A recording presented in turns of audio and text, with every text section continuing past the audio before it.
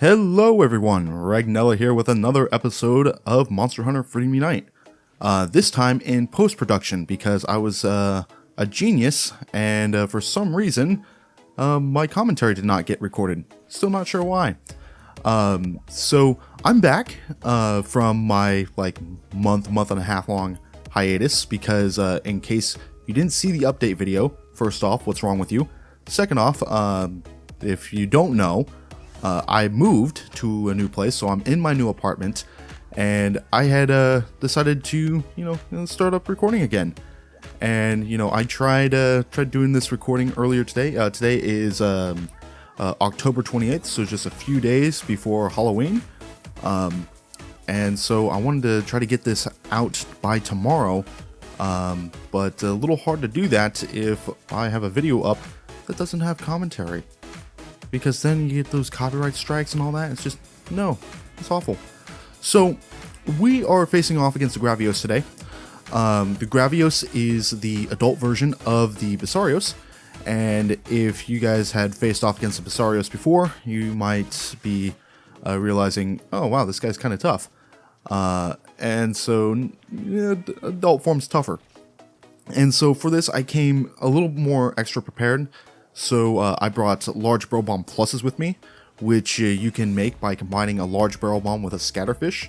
The problem is getting said scatterfish. You might notice that I kind of moved my character over to that peddler before putting on the quest, and that's because, and shoutouts to that peddler by the way, she had scatterfish in stock, so they are kind of pricey at 300 zenny per fish, so I just got a bunch of them. Unfortunately, I didn't get enough to really satisfy me, because the goal with the Gravios was to break his stomach open. And so I wound up running out of large barrel bomb pluses, and it was just kind of annoying. I also brought traps with me, so I brought a pitfall trap, I brought a shock trap, and materials to make more shock traps. I wanted to bring some flash bombs, because flash bombs would work great on the Gravios. They last between 10 to 15 seconds, according to the wiki here. But the problem is that I only had like 2 flash bugs left, so I didn't want to waste and them just for 2 flash bombs. In fact, initially I wasn't planning on doing the Gravios because, well, I just didn't have the materials I thought necessary until I found the peddler and her secret stash of scatterfish. So she really made things a lot better for this quest. I was planning on doing something a little more simple, but I'm tired of doing simple quests. And I think if you're watching at home, then you're probably like, oh man, come on, get to the heart of monsters. You already fought this guy 3 times already. So this is my strategy right here. So my goal is to stun the monster using traps, and then go back and use bombs and detonate them to try to break his stomach. His stomach can break twice. So the first time it breaks just a little bit, and then you can break it a second time, and that's when you can do a lot more damage to his stomach. But it takes a lot of firepower. This guy is a walking tank. And you might also be wondering why I'm opting to hit the large barrel bomb pluses as opposed to, say, getting some small barrel bombs and using the timer on those to set them off. And this falls back to another YouTuber I used to watch, a guy named Social Dissonance or Shepherd, and he did a Monster Hunter podcast. And so I'm not sure if he still does it or whatnot, but one of the things that he said in one of his tutorials was that with the barrel bombs, they're an amplifier. So they don't necessarily do a certain amount of damage, but they amplify the attack that hits it. So I'm not sure 100% if that is true, but it's like pressing B in Pokemon to try to capture the Pokemon a little bit better. So I do it whether or not that it is a legitimate strategy. So that, and it also frees up a slot in my inventory for other things. So small barrel bombs would just take up an inventory space, and I can just, poke it. Yeah, sure, I risk blowing myself up, but one of my favorite characters in Overwatch is Junkrat, and well, yeah, he likes to blow himself up constantly. So that's ideal characterization there. So at this point in the hunt, the Belisarius just he basically left early. He kind of stormed out. He was pretty mad. And so, let's see here. Yeah, he bypassed Area 6 and went to Area 5, which was just kind of odd. The most notable thing about I think I just called him Belisarius a couple times, but the interesting thing about the Gravios is that fire beam that he has. Like, he goes full on shoop de whoop. It's pretty scary. So it's not something you want to get hit by. As a matter of fact, you cannot perfectly block a fire beam from a Gravios. In fact, you would need a guard up skill in order to not get really knocked back by it, but it still does damage. So, it's a pretty intense attack. And as you can see right there, he just made me waste 2 of my large barrel bomb pluses, which that's unfortunate. That's just massively sucks. Something to point out, and I realized this during the hunt, is that you can get some supply large barrel bombs, but they're not large barrel bombs. They're large barrel bomb pluses, or at least that's what they look like. So those are some great items to use. And the behavior of the Gravios is kind of weird. Sometimes he likes to run. So like, if you can see right there over to the right, he just kind of storms at my hunter, and other times he'll just kind of walk up, kind of like sizing me up. So right here, he's actually stuck on a wall, but he just kind of walks up like that. It's like, hey bro, what the hell you doing? But I'm not having any of it, so bombs away. And so the Gravios is primarily weak to water-based weapons, so I don't have anything like that. So I'm just I'm using my electric-based weapon mainly because it's not fire. And he has a hip check right there. Thankfully, it's not nearly as broken as, say, the Plesiov, but if he's in rage mode, it can do quite a bit of damage. And so the main challenge of this monster is, if you're trying to go for max damage, it's getting that stomach broken open. Because if you can't do that, and if you can't break his stomach twice, then he could just take a ton of hits. So even when I almost got him to killing him, he was still took forever. And that's not even going into some of the other tricks that he has up his sleeve. Like, unlike a Belisarius, the Gravios, instead of a poison powder, it spews out kind of a sleep powder. And I didn't realize this until this hunt, or at least I had forgotten it until this hunt. But in Generation 3 Monster Hunter and beyond, you get hit by some sort of sleep toxin, then you would be able to walk forward, and you'd have a chance to take an energy drink and recover from the sleepiness. But in this game, you just get instantly knocked out. So he flat out chloroforms your ass. It's pretty scary, especially if he's right on top of you. And thankfully, just the Gravios stepping on your hunter won't immediately harm you, which is something I noticed during this hunt. Like, I had got hit by the sleep gas, and I was directly underneath him, and I'm just going like, what the hell? How is he stepping on me and I'm not dying? And I was just observing my health for a second there, because there was something I didn't really take the time out to notice.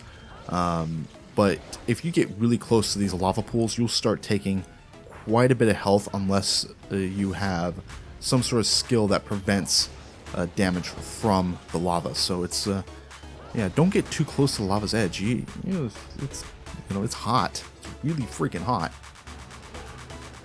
But as you can see, his stomach has now gone through the first break, at last. It took probably forever and a half, but I never managed to get the second break on the stomach, and that's it's kind of unfortunate because there's this good feeling of being able to do a ton of damage against a monster of this caliber.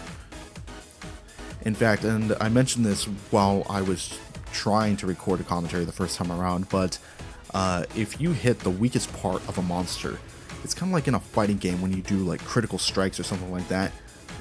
Your attacks sort of pause mid-strike, so it's a very subtle cue.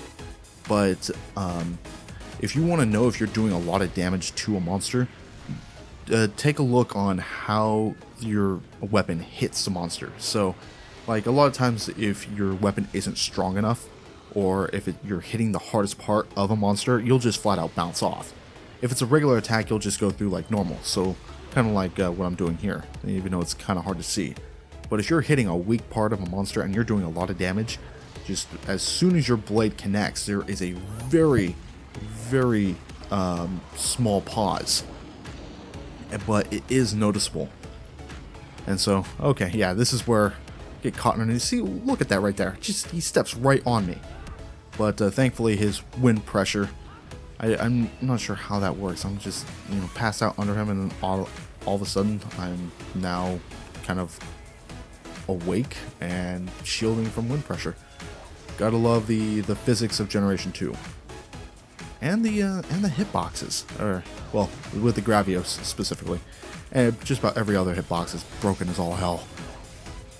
It's hilarious, frustrating, but hilarious. Aside from the stomach, the other thing that you can do with the Gravios is cut off his tail. It's hard to do, and it's not something I would recommend doing because that tail's kind of high up there, and you have better places to be hitting him. So. Oh yeah, now he's storming off. Wow, he is mad. Something to, and it's according to the wiki here, if he is noticing you for the first time and he roars, that requires high-grade earplugs to block. But when he goes into rage mode, then it just requires regular earplugs, which I found interesting. And so, in this area right here, you'll find these rocks, and if you're facing off against Basarius, then you probably would have noticed them too. But if the Gravios hits those rocks, then, or if those rocks get hit by an enemy, or hell, even you, they will explode. So if you can trick the Gravios into charging into them, it's great. And this is where I found out the large barrel bombs from the supply are actually large barrel bomb pluses. But, yeah, that happened. And so, the Eoprays can break those rocks too, which I find unfortunate. Because I would much rather them being able to be broken by something significantly larger, a lot more powerful. So I'm going to try to go over to this other rock over here, but Eoprays say otherwise. So yeah, there we go. The only solace I have from those two rocks getting blown up is that those Eopray are getting blown up too. Something to keep in mind whenever, especially if the Gravios is in rage mode and he starts blasting the laser beam, is that if you see black smoke underneath him, you want to get away from him, because he will spray out kind of fire right after the blast. He won't always do it, but if you see that black smoke, then that means, yeah, get out from under him. Otherwise, you're going to get hit.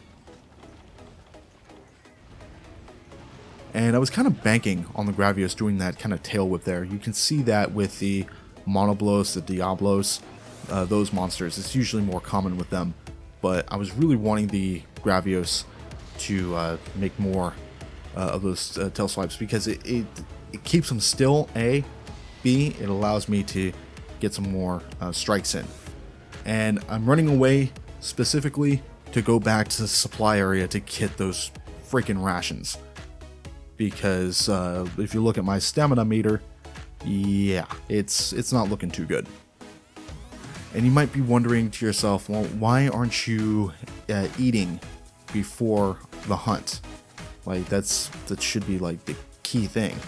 However, in this early in the game, you can't really trust your feline cooks.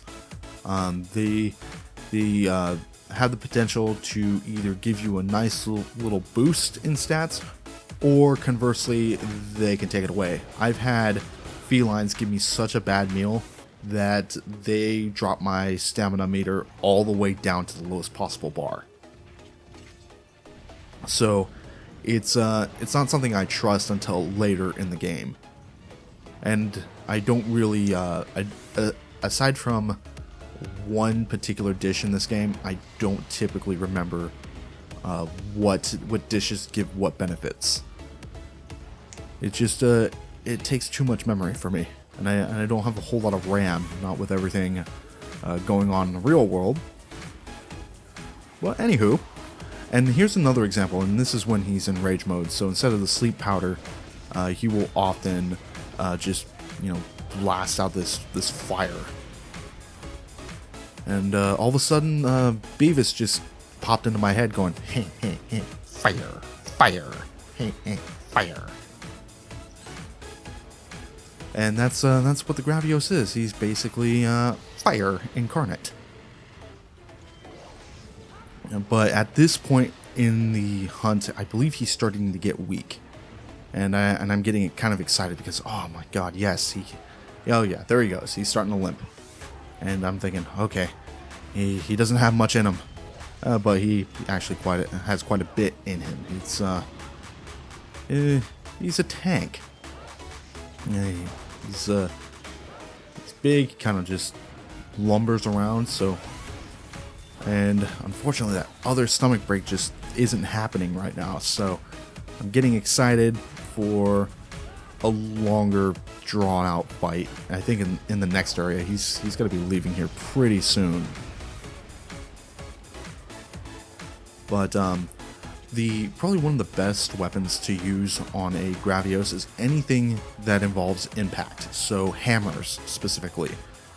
And and I have this in my I'm playing this back in my editor, and one of the stock portions that just popped up for the plus yacht that I put at the end of every video where the annotations are. It just popped up like, what the hell's going on here?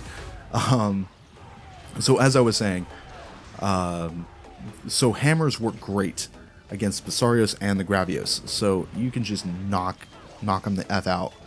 And be careful when doing that. And it also, if you're aiming a lot for the legs, because if a Gravios or Basarios gets knocked over, they'll typically roll over, and if they do, then they can do damage. It's like you're getting laid on by a giant couple 1,000-pound monster.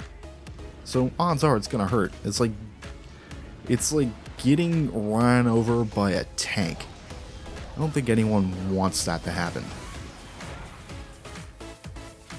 So what is he doing here? He's oh yeah, he likes going for bites and not a whole lot of kind of the tail whips. Like he does the little spin tail thing that keeps him still, which is nice. But he just likes to go for biting. But an interesting thing, and I noticed this when I was doing the hunt, is that when he hits me with the tail, let's say from the tail whip, it doesn't do that much damage. And if you look at that thing is a giant, it's like getting hit by the bucket of a tractor. Like that thing is going to take a limb off if it hits you.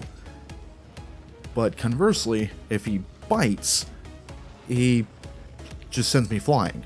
So one trips, the other one just sends me flying. It's weird. It doesn't make any sense whatsoever. But as we finish up here, I might as well, I'm on the wiki right now, and I'm going to look over this and see if there's any little tidbits of information here. It can be determined which kind of beam it will do by the sound of its voice. When it's higher pitched, the fire beam will go side to side. I'm not sure if that is from, it's in the general notes, so that's probably from a later game. It could be from this one, I'm not 100% sure. Let's see. Okay, so I'm looking on the Freedom 2 Freedom Unite tab, and it mentions the black smoke, and oh, this is interesting. Gravios can use poison gas in the quest Armored Supremacy. This, however, is likely a bug, as Gravios is not meant to be able to use his status. And as a matter of fact, it gets even further interesting because I get a poison sack at the end of this quest as a reward item, which makes no sense because he's a grown-up Basarios. He shouldn't be able to use poison anymore. And I think he's just about... okay, there we go. Thankfully, because this monster is so big and so strong, that you get 4 carves off of him as opposed to the standard 3. So yeah, well, that's the Gravios.